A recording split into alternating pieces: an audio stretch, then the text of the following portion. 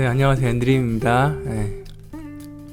오늘은 좀 되게 중요한 얘기, 어떻게 보면 학벌의 가치가 희석되어가는 3가지 이유라는 주제로 한번 이야기를 나눠볼까 해요. 미리 말씀드리면 제가 계속 강조드리지만 이 학벌의 영향력이 희석되는 거지 줄어드는 거지 사라지는 게 절대 아니라는 거예요. 속으면 안 돼. 그래서 학벌 의미 없다는 말 막 속지 마시고, 그럴싸해 보이는 어른들 멀리 하시고, 물론 또 그렇다고 학벌에만 매달리면 안 되죠. 학벌이 그렇다고 100%를 해주는 거 아니니까. 영향력이 있다는 거지 무조건 이게 100%는 아니죠. 그쵸? 그래서 앞으로는 더 미안한 얘기지만 학벌 플러스 기술 플러스 알파가 되어야 돼. 뭐 안타깝죠, 우리 청년들 청소년들. 근데 어쩔 수 없어요. 첫 번째 이유, 학벌은 판단 요소이지 절대적 요건이 아니에요.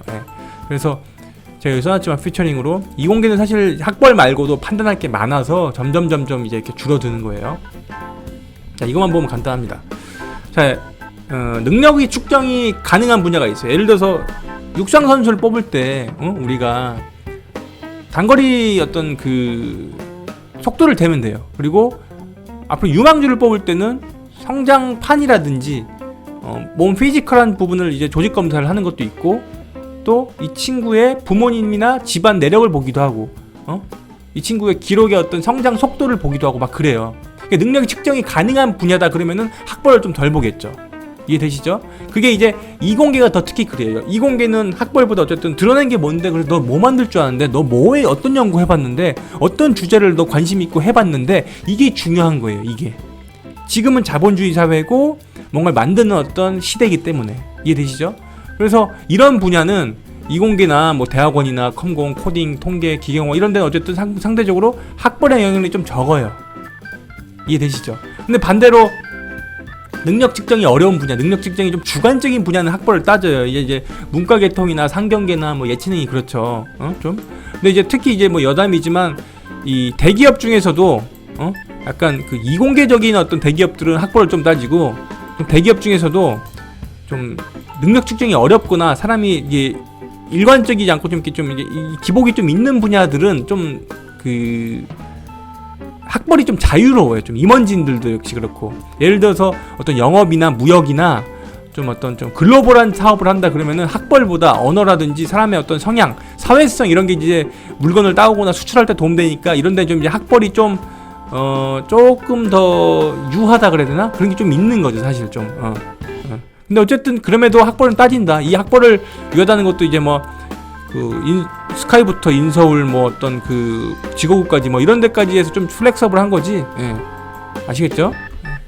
그래서 이제 궁극적으로 사실 뭐 정부에서 뭐 고졸 취업이나 고졸 창업 막 얘기하는데, 이게 대부분 사실 뭐 그 이공계한테 유리해요, 이런 것들이. 왜냐면은 고졸 취업으로 창업할 수 있는 것들은 거의 정해져 있는 게 어떤 현장으로 나가서 일을 할 수 있는 게 대부분이거든요. 그렇지 않으면 이제 인문계 졸업한 다음에 뭐 본인이 하고 싶어서 지식 창업을 한다든지, 아니면 뭐 자영업 창업을 한다든지, 거의 뭐 이런 것도 정해져 있으니까 쉽지 않죠.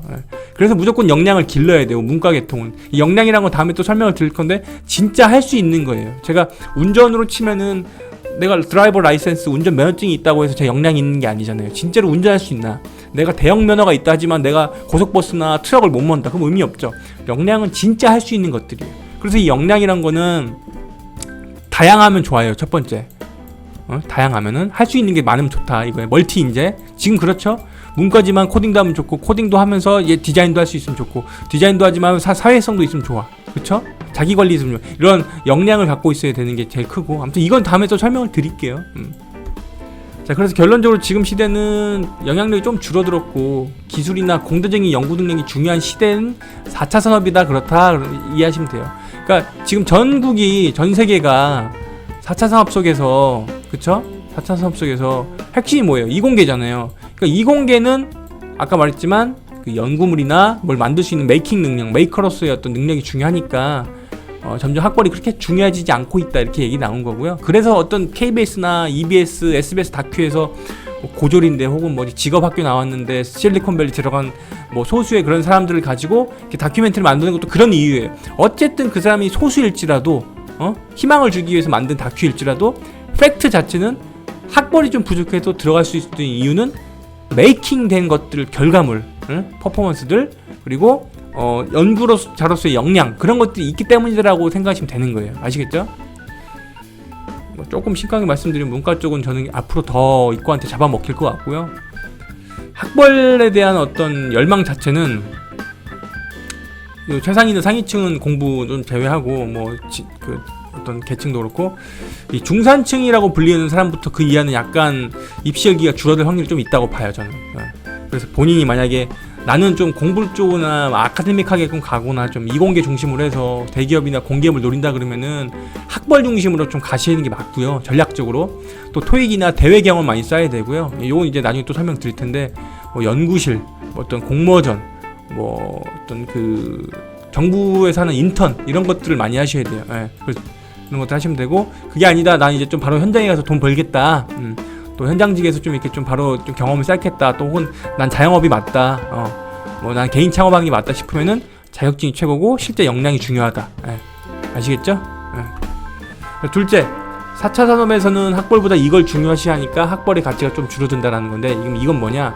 바로 학벌보다 중요한 이 생각 능력, 결과물 결국 만들어내는 능력, 창의력, 수학, 과학이에요. 제가 볼 때는 세상이 온통 이제 기계판이고 인공지능 AI 판이고 수학판, 과학판이에요. 이 4차 산업은 결국 핵심이 뭐냐면은 우리 안에 뇌가 있잖아요. 이렇게 브레인이. 이 반도체라는 뇌가 있고 그 안에서 이제 그걸 중심으로 인공지능이나 로봇이 사람을 대신해서 이렇게 하면서 생산성이나 노동적인 유연성을 계속 확보해주고 드라마틱하게 이제 어떤 성과물들이 팍팍 나오는 거죠. 우리 뭐 아마존이나 테슬라 이런 것도 마찬가지죠. 그러니까 당연히 큰 기업들은 사람이 필요 없고, 그러니까 뭐 큰 기업들도 그렇고 뭐 대기업도 우리나라도 그렇고 중견기업도 아예 공채라는 걸 이제 사라지게 만드는 거죠. 왜? 10명이 하던 거를 한 명이 기계로 하니까. 그쵸? 그래서 그 자리에 이제 상시랑 수시 채용이 나오는 건데, 그럼 이건 뭐냐? 자기들 원할 때 뽑은 거니까 결국 이거 할 때 핵심이 뭐냐? 내가 원할 때 난 그 스케줄, 내 스케줄대로 된 게 아니라 상대의 스케줄대로 내가 따라와야 돼. 너 일로 와 하고 끌고 간단 말이야, 일로. 그럼 이제 언제 뽑을지 모르니까 평상시에 경력이 많고 평상시에 잘해놔야 돼, 많이. 그리고 인맥이 많아야 돼요. 그러니까 이 두 가지예요. 제가 괜히 그냥 막 공부 얘기를 좀 덜 해드리고 계속 경력, 경험, 인맥 얘기를 드리는 이유가 이게 핵심이에요. 앞으로 미래 사회는 이렇게 가요. 이게 제가 계속 말씀드리지만 결국 미국식 채용으로 넘어가는 거예요. 미국식으로. 그거는 미국은 개런티 문화거든요. 한 팀에서 A라는 사람이 만약에 서울대다. 그럼 서울대를 팀으로 짜기도 해요. 혹은 이 사람이 다 아는 사람으로 채울 때도 있어요. 이게 당연한 거예요. 왜? 개런 신뢰도의 문제니까. 우리는 약간 의리라고 하고 뭐 관시 얘기하지만 이 아시아권이 그런 느낌이 아니라 조금 나 좀 봐줘. 약간 청탁의 느낌이 좀 강하면 여기는 약간 협업의 의미가 강해요. 그래서 어쨌든 그 인맥이 많아야 되고 경력이 많아야 된다는 게 이제 그런 거예요. 그러다 보니까 이제 청년들이나 청소년들이 이런 얘기를 하죠. 아니 경험을 할 데가 없다. 경험을 할 데가 없어요라고 해요. 그래서 중요한 게 그거예요. 학교에서 많이 경험을 미리미리 해서 또 인맥을 쌓아서 부모님이 인맥을 많이 쌓아서 서로 소개를 해서 그런 경험을 억지로라도 해야 돼요. 어떻게든지 인맥을 타서. 그래서 아시겠죠? 너무 가혹하죠. 1030한테 가뜩이나 할 건 없고 기회도 없고 그 기회도 알아서 경력 쌓으라고 그러고 알아서 인맥으로 지원하라고 그러고. 근데 그거를 하고 있는 게 이제 되는 거야. 그게 이제 우리나라 현실이야. 그러니까 그건 이제 남들 원망하면 안 되고 원망을 하고 잠깐 한두 번 하고 결국 어떻게 해요? 이겨나야지. 그러니까 정치 경제의 어른들이 잘해야지. 그래서 어쨌든 4차 산업은 사람 별로 필요 없고 발전시키고 확장시킬 사람이 필요하니까 이렇게 상시 채용 구하고 있고, 왜 이제 세 번째로 왜 학벌의 가치가 떨어지냐, 이제 결국 가성비가 떨어지니까 그래요. 공부 왜 하냐, 대학 왜 가냐 했을 때 여러분들 왜 가요?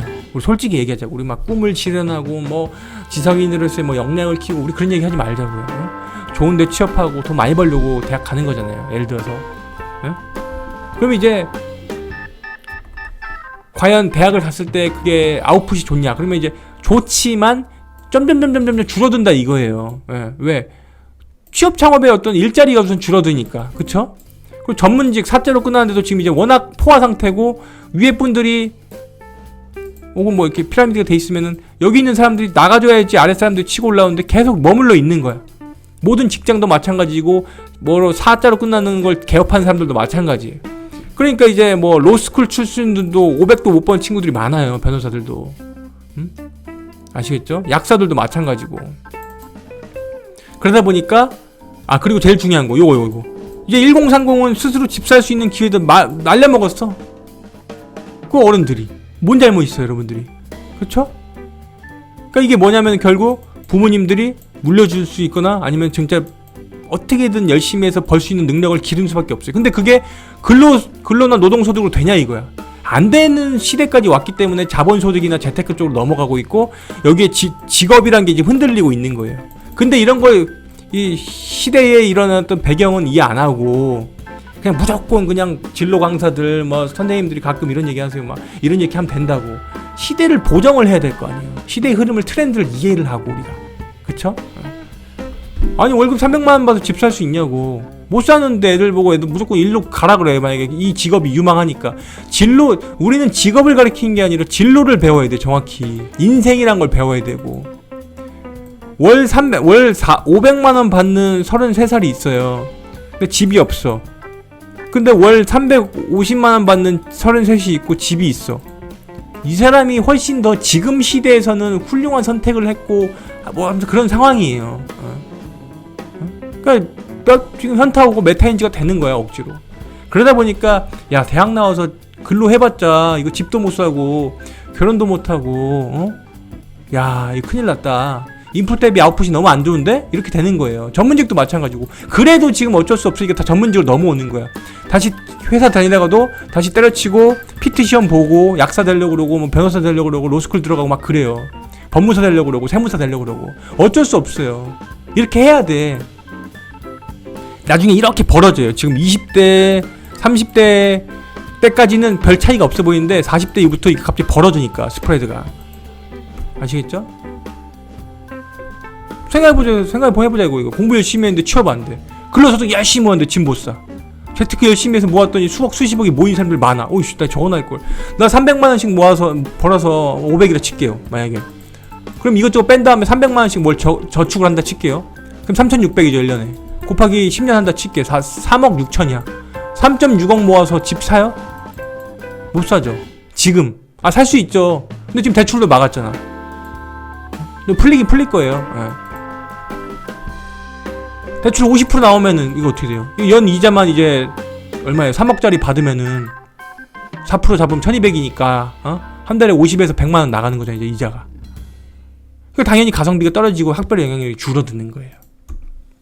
그러다 보니까 바로 현장으로 나가자 싶어서 마이스터나 숙성화 이런 데가 혹해 보이고, 가서도 이제 현실적으로 잘 보라 그랬죠. 무작정 가지 말고 나 공부 못하니까 갈 거야 이러지 말고, 내가 가서 진짜 기술 배워서 돈을 어떻게 벌 거고 기술을 어떻게 배울 거고 이런 목표가 있어야 되고, 그러면서 동시에 내가 갔을 때 좋은 점도 배우지만 안 좋은 점도 미리 알고 가란 얘기예요. 그런데 가더라도 너무 좋은 거 아니까.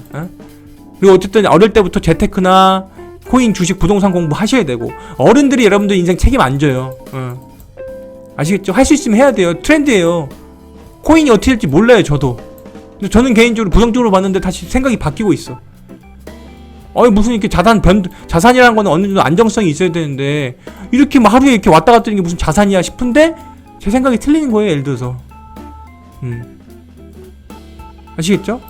그리고 또 가성비 면에서 어쩔 수 없이 문과 나와서 가성비가 안 좋으니까 IT를 붙이는 거고 코딩을 배우는 거예요. 가성비니까.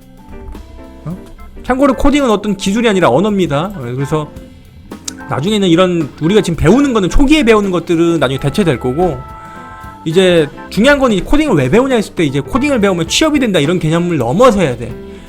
이제 SI라든지 뭐 SE라든지 뭐 어떤 단순 코딩하는 그런 업무들은 직업이 많아요 앞으로도. 근데 단순 코더일 수 있죠.